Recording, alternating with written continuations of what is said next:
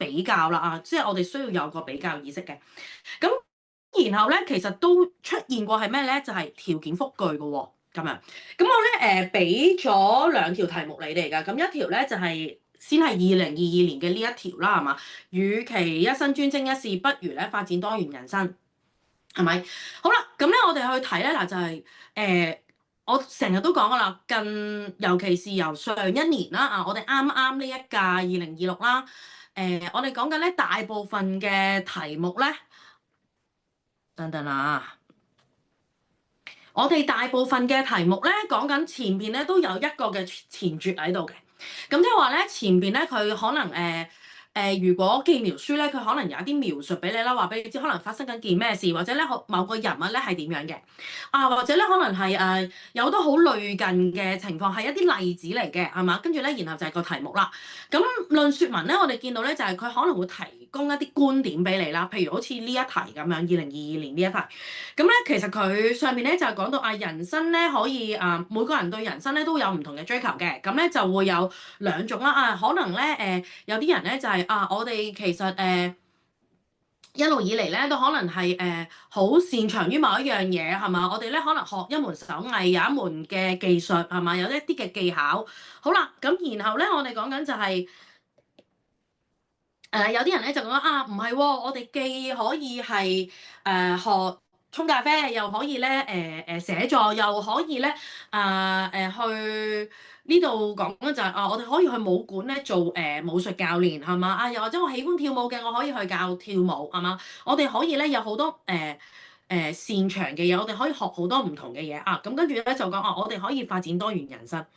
好啦，咁呢度強調我哋講緊其實兩個人嘅觀點係嘛？無論係爺爺定係允恒提供俾你嘅觀點咧，你都需要包含在內嘅。但係其實佢最強調嘅係啲乜嘢咧？咁樣嗱，我相信咧，你呢個咧，你唔需要特登抄嗰個呢兩句點解啊？但係我覺得咧，最重要掌握嘅嗰樣嘢咧，就係究竟咧。佢提供俾你嘅嗰句複句，佢用緊啲乜嘢嘅連接詞，其實你分唔分辨得到？譬如呢一句，與其乜乜不如乜乜，強調嘅就係後者比前者優勝呢個部分。好啦，咁你係咪掌握得到咧？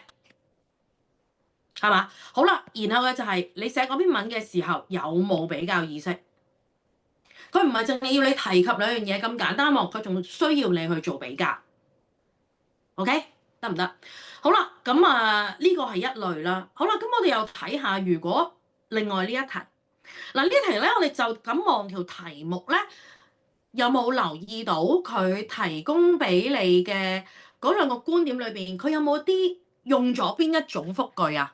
有冇人可以試下答我，話俾我知，其實你有冇留意到佢用咗咩複句？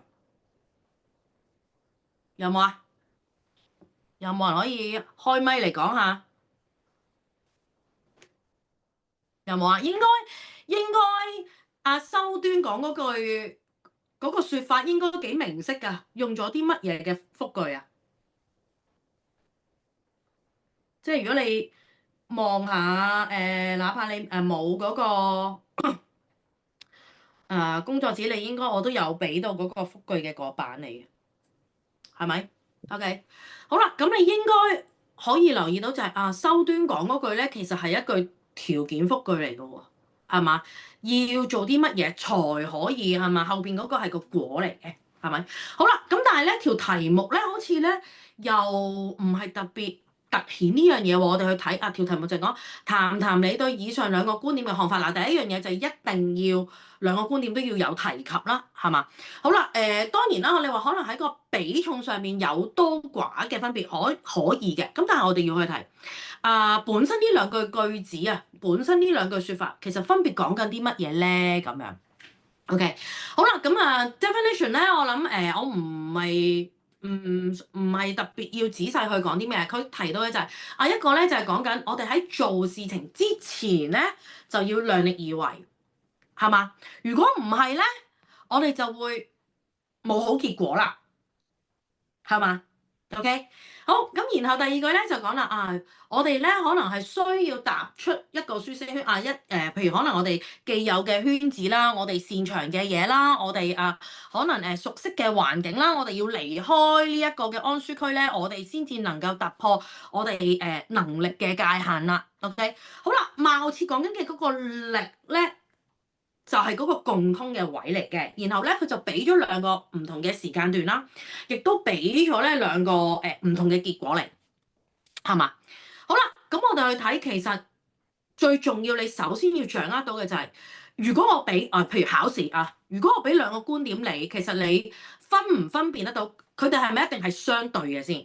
係咪一個對立面嚟嘅？唔一定㗎喎嚇，所以你要分清楚究竟如果佢係提供兩個觀點俾你，佢係咪必然係對立嘅？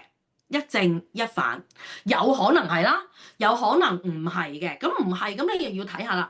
原來譬如好似喺呢條題目裏邊咧，其實佢哋講緊嘅第一個係行事前我哋要了解自己嘅能力去到邊度，係嘛？如果我哋唔能夠做到量力而為咧，我哋夾硬嚟咧就會冇好結果啦，啱唔啱啊？勉強冇好結果啊嘛，係嘛？如果我哋夾硬嚟，係咪？好啦，另一個咧就係講緊其實我哋都知道自己嘅能力限制所限嘅喎，但係我哋要去突破。OK，咁可能係咩咧？有機會可以係做緊嗰件事嘅過程裏邊。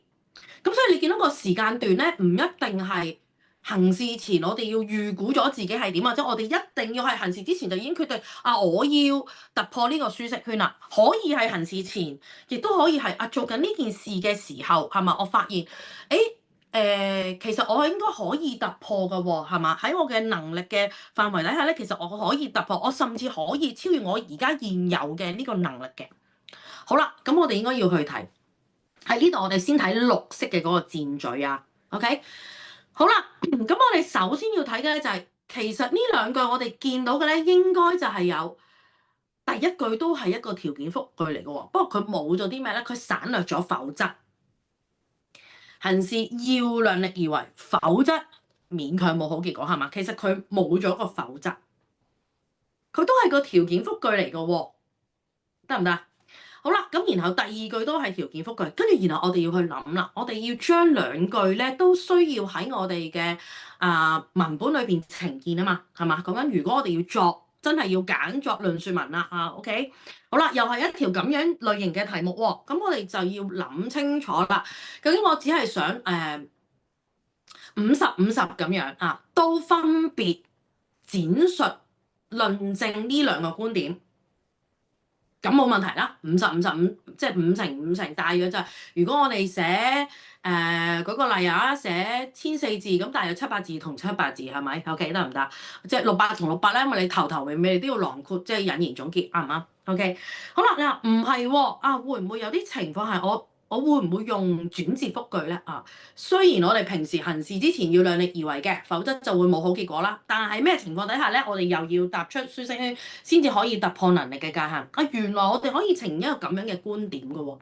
我既兼論兩個觀點之餘，係嘛？我哋呈現一個我想要一個怎樣嘅立論，係嘛？又或者係唔單止要係咁，更加要係咁。咁當然啦，好睇就係你展示或者你揀嘅論證嘅例子裏邊咧，其實你能唔能夠貼切到運用呢個複句去展現你嘅立論、你嘅中心論點啦？咁如果唔係咧，就可能弄巧反拙嘅。咁但係你就要留心啦嗱，咁樣 OK 得唔得？好啦，咁論説文咧，我大致上想提到呢度啦。咁所以咧，你跟住就要做嘅就係兼論兩樣嘢。咁嗱，所以你要小心啦嗱，無論聽日啦，定係你將來 DSE 也好啦，係嘛？OK，如果你要選擇作論説文嘅時候咧，我想再提多一樣嘢咧，就係剛剛過去嘅嗰兩次嘅論説文咧，都有一個好大嘅毛病嘅。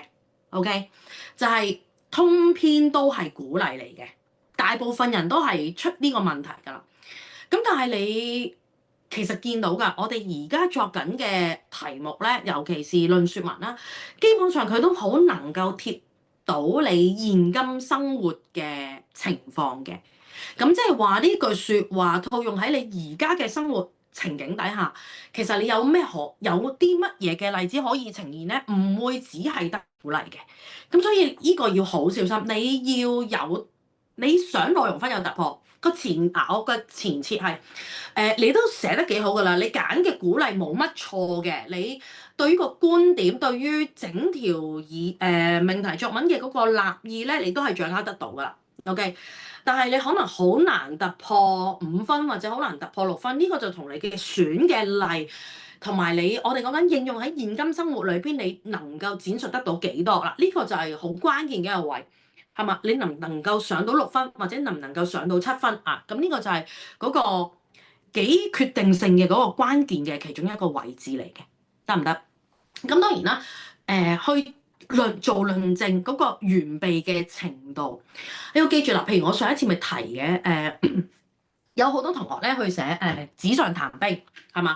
將個典故羅列咗幾百字，但係個問題就係，而家我哋就係唔要紙上談兵啊嘛，係嘛？咁所以現今生活我哋應該要點樣做啊？係嘛？點樣可以學以致用啊？係嘛？我哋喺書本裏邊學到嘅知識，或者可能老師喺課堂裏邊提及過嘅知識，我哋點樣可以應用喺生活裏邊，或者喺生活嘅體驗裏邊，我哋既應用，然後再增進我哋嘅所學，或者係讓我哋而家現有嘅知識，我哋更加完備，係嘛？更加豐富我哋現有嘅嘢，或者可能將我哋而家學到嘅嘢，一啲我哋未掌握到嘅，或者有盲點嘅位置，我哋可能透過經驗啦，係嘛？可能透過觀察啦，係嘛？我哋點樣可以將呢一啲盲點，或者將呢一啲我哋可能偏執嘅位置咧，我哋就可以擺脫得到啦。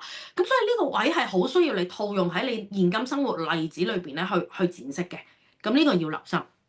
OK，好啦，咁跟住咧落去咧就講下你個開放題咯喎。咁咧我喺啱啱俾你哋嗰個 PDF 咧，即係嗰個今次呢個補課嘅嗰個 PDF 嗰度咧，OK，咁咧我就俾咗呢4條題目嚟嘅，OK，咁分別4頁啦，係咪？咁你依度咧你就見到一版嘅。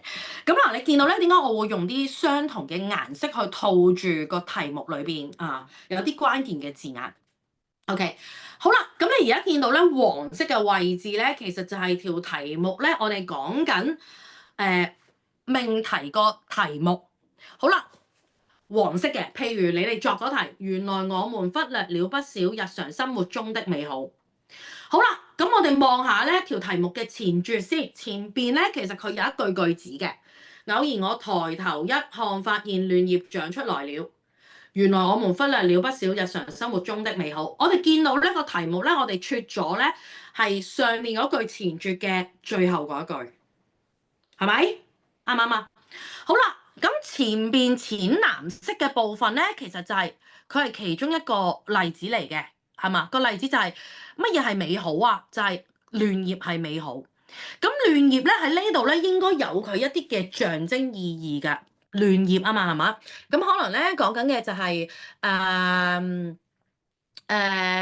講緊生命力啦，係嘛？講緊佢好翠綠啦，係咪？好啦，又或者咧你哋有人作文嘅時候咧講春天，原來春天嚟啦，咁所以咧抬頭見到嫩葉係嘛？其實咧好多事情都係點咧？其實咧四季咧都係周而復始嘅。咁其實可能咧人生嘅際遇咧都有起伏嘅，係嘛？唔會淨係得逆境嘅咁樣。好啦，咁舉個例係咁樣。咁你見到咧綠色嘅咧，佢就提你就住我前邊俾你嘅呢一句前橛提供嘅文字，你因而產生嘅聯想或者思考，結合你嘅生活經驗。所以咧，呢度問緊日常生活啊嘛，係咪？咁你就好應該喺你嗰篇作文裏邊，開放題，姑勿論你係寫記描書定係寫論説啦。咁但係好明顯呢一題就梗係記描書係容易寫啲啦，係嘛？OK，即係你點樣經歷係嘛？過往可能點樣忽略日常生活嘅美好？今日或者可能呢一段時間裏邊，你點樣發現到生活中嘅美好？係嘛？OK，好啦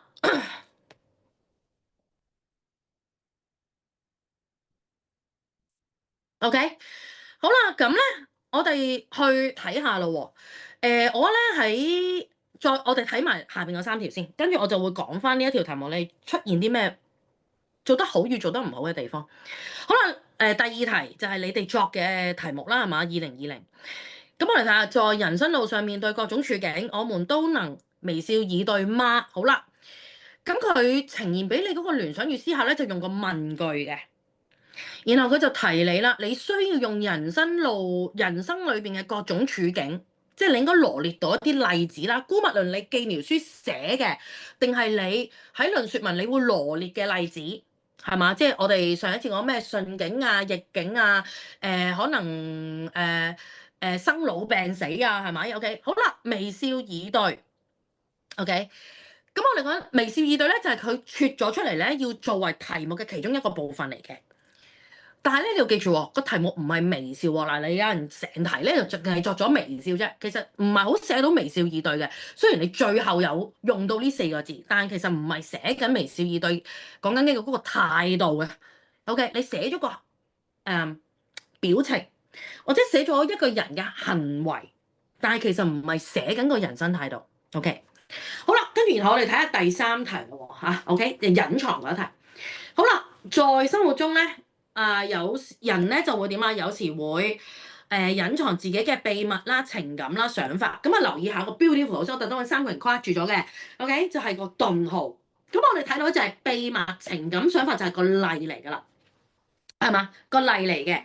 然後咧，我撮咗個句子裏邊咧隱藏嘅呢個部分，得唔得？隱藏嘅呢個舉動。一個動態嚟嘅，我隱藏佢，但係隱藏咧可能係點咧？可能唔太容易被別人發覺嘅，你自己好知，但係外邊嘅人應該可能未必察覺得到你隱藏咗一啲嘢嘅，係嘛？就住你嘅個人思考或者體會咧，就去寫一篇文章啦。咁啊，好啦，至於第4題咯喎，嗱，第4題又要留意下啦。雖然佢用咗啲逗號啦，係嘛，但係咧我哋又從你喺實用文裏邊學咧，就係其實逗號係咩？前面一句，後面一句，兩句係咪各樣嘢？可能佢有啲可能係例子啦，可能係有啲特點。喺呢度係例子嚟嘅，係嘛？所以你見到前面俾咗3個例子嚟，咩白布鞋嘅污跡上面咧就畫朵花啦，係咪？OK，即係污跡就係唔完美啦，係嘛？你為佢添上色彩嗰個朵花就係色彩啦。OK，活化咧呢個破舊建築物咧就成為時尚藝術館，係嘛？破舊建築物就係唔完美，佢破舊啦嘛，係嘛？既殘缺係嘛，亦都可能殘舊啦。咁而家咧你就將佢翻新係嘛，活化保留嗰個建築物可能一啲嘅部分嘅外觀啦，或者可能佢內部嘅嗰個構造啦、設計啦，係嘛？但係咧，你換咗呢一個嘅呈現嘅模式啊，譬如可能原本個建築物咧，舉個例啊，原本咧可能係我哋講緊係一個譬如商業大廈係嘛，有啲商廈咁樣啦，我哋而家將佢變成係咩咧？啊，變成藝術館係嘛？咁你會見到嗰個變化係嘛？佢點樣為佢添上色彩？好啦，緊湊嘅旅程裏面咧，遇上咗暴雨，暴雨就係嗰個唔完美啦，係嘛？明明已經好緊湊嘅旅程啦，係咪？即係應該分秒必爭啊嘛，係咪？偏偏迎來暴雨喎啊！但係換嚟嘅咧就係享受片刻嘅悠閒，嗰個片刻嘅悠閒應該好對緊咧，就係嗰個緊湊嘅。咁呢度有3個例子，然後咧後邊有句子俾你喎，世事冇完美，能為事物或者心境增加新嘅色彩咧，就事事皆美啦。好啦，跟住佢俾個題咧就係為不完美添色彩啦。咁你見到咧就係佢呢個題目係咧歸納咗最後黃色標示咗嘅嗰3句，係咪？好啦，而前面嘅例子係咩咧？都能夠呈現世事無完美，能為事物或者心境增加新嘅色彩，就會事事皆美啦。呢一個嘅描述得唔得？好啦，咁你見到開放題咧有呢類型咁樣嘅題型嘅呈現。OK，得唔得？好啦，跟住咧，我哋就嚟講下咁我頭先都講啦，我咧上載咗阿炳源咧嗰篇嘅，應該冇人仲未入嚟噶嘛，係咪？好啦，我要把握時間啦。好啦，咁咧你哋咧就開嗰個 PDF 啦。咁我呢度咧就截咗應該係4個版面嘅。OK，咁我想提嘅係咩咧？就係全班都作咗啦，係咪？咁但係咧，其實能夠攞到比較好嘅分數嘅人咧，唔係好多嘅，即係我哋講緊可能有六字頭係嘛，或者可能你都有機會57、8咧嘅人咧唔多。OK，我都俾咗好多40幾分嘅，即係可能45、6、7、8啦，係咪？咁可能有個別嘅同學可能真係冇辦法啦。咁你可能有機會係因為都可能因為文句啦，又可能因為偏題嚴重偏題嘅緣故啦嚇。咁其實你可能係 fail 嘅篇文。咁我好記得咧，你臨走之前咧，我都提過你嘅，就係盡可能唔係淨係嗱，盡可能唔係得一件事。咁所以咧，其實我覺得幾關鍵嘅其中一個位咧，就係你點樣去構思去寫呢一篇文。第一樣嘢咧，就應該係要立即入題嘅，因為點解咧？就係好多人咧，你係一開始寫咗2版幾，都係寫緊你而家經歷緊啲可能唔開心嘅嘢啦，又或者咧就係你點樣俾學習俾好沉重嘅文憑試嘅壓力咧，去限制住你、局限住你係嘛？你可能咧有排山倒海嘅小測默書，好啦有排山倒海嘅校本評核然後咧你每一日咧返到學校嘅時候咧，望到個白板嗰個文憑試嘅倒數日期咧，你就感到好有壓力啦。哇！你花咗好多嘅筆墨去寫，但係咧其實可唔可以一入題就話俾我知，其實我今次依篇文其實要寫咩先嗱？無論係呢一題定係微笑以對嗰題咧，都有呢個弊病出現嘅。咁丙完呢篇咧就好清晰，就係一開始就係點題啦。其實即係日常生活中嘅美好可能我哋平時會係點咧？會唔會係幸運嘅嘢咧？好剛巧發生嘅，咁所以咧就覺得係美好啦。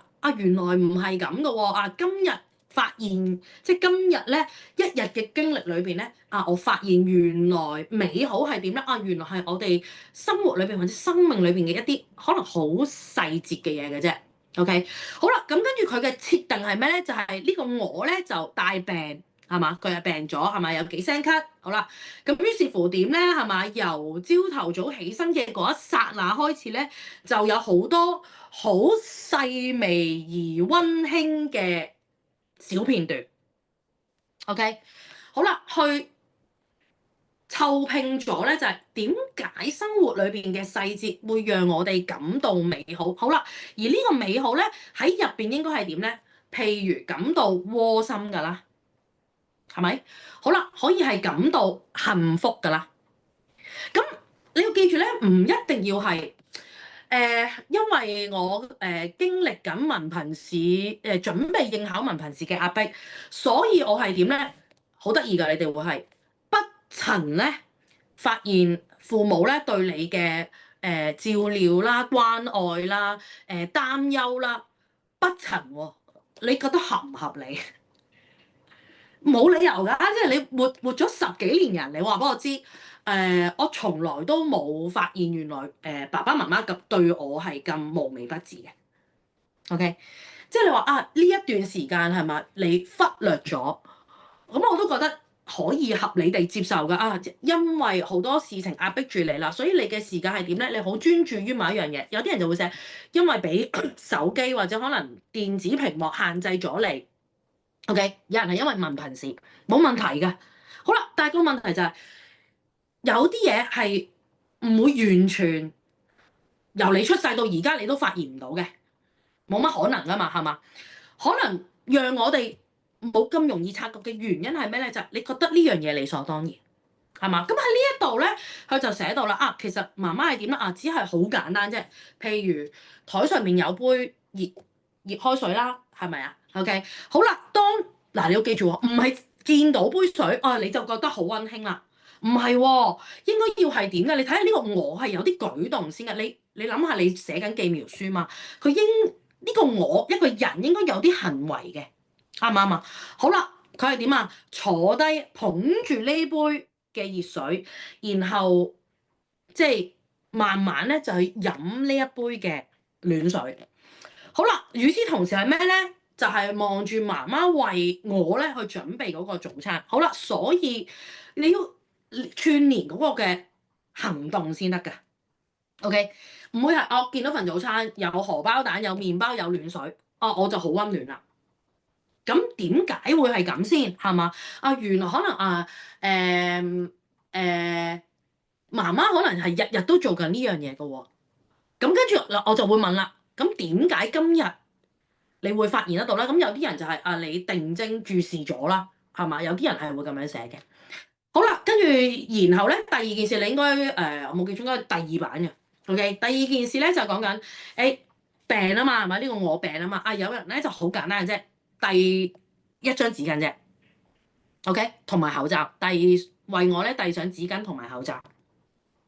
OK，好啦，都係一啲好微細嘅舉動啦，所以你要找住啦。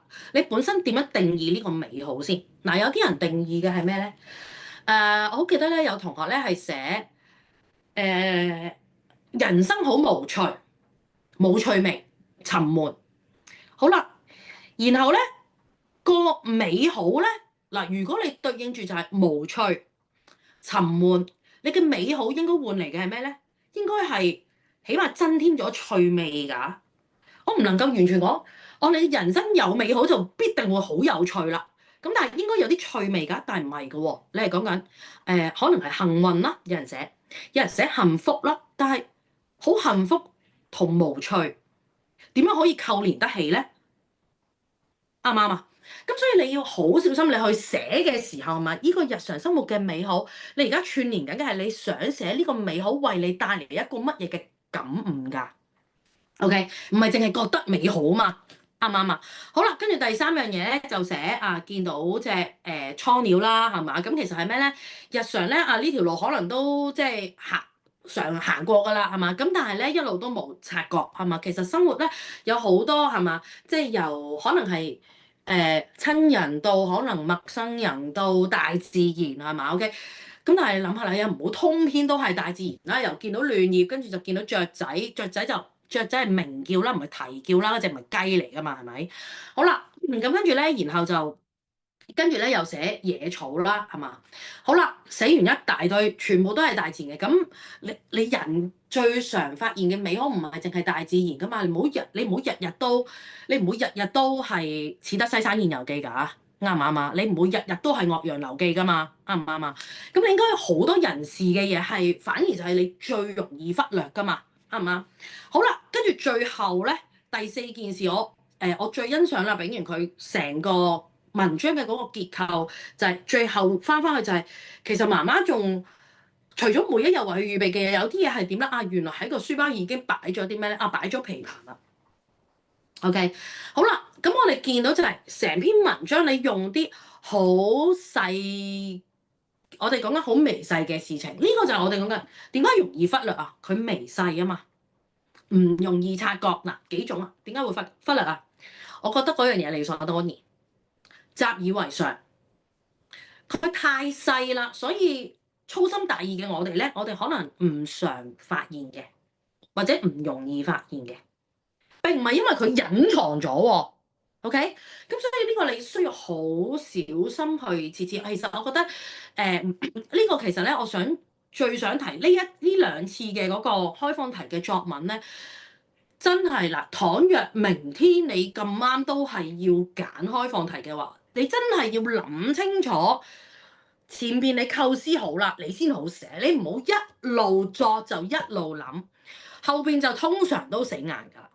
咁樣，OK，好啦，跟住我就要講下啦，嗱，因為頭先分享完炳完嗰篇作文啦，咁你哋一陣間先再仔細啲再去睇下啦，OK，好啦，咁跟住咧我哋睇下呢一題咯喎，嗱，呢堆文字咧就係我俾咗你嘅，咁我睇到嘅係咩咧？就係有一半嘅同學仔咧，你就大致上將呢堆文字咧撮寫咗喺你篇文裏邊，OK，好啦。咁但係咧，好多時咧忽略嘅係咩咧？第一，微笑。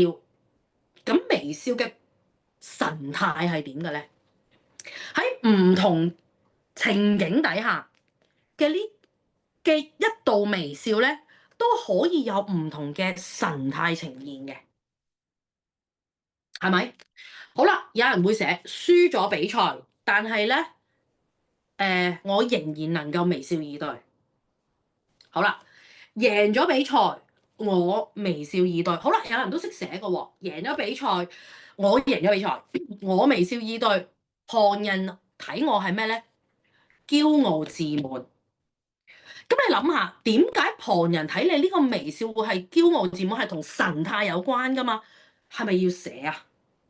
要描寫啊！我想講嘅係描寫，係嘛？肖像描寫，好多人都冇做呢樣嘢嘅，你只係不斷寫微笑呢兩個字啫，或者就係咩扯起唇角，OK？好啦，咁呢個就係第一嘅問題啦。好啦，第二，有好幾個同學啦，你完全忽略以對呢兩個字嘅重要性。OK，呢度我哋講得係一個人生態度啦、處世態度啦，係嘛？我哋無論面對怎樣嘅事情也好，OK。好啦，咁當然啦，呢個都好影響其實你選嘅嗰個才啊。我哋講緊即係你選嘅嗰件事。嗱，今次咧都有同學仔係作論述文嘅，一陣間再講。記描書嘅係比較居多嘅。OK，好啦，但係呢個記住喎，各種處境嗱，你寫一個，我唔會即刻打你 fail 嘅，你放心。但係咧，我會去睇嘅就係、你喺呢個處境底下係咪得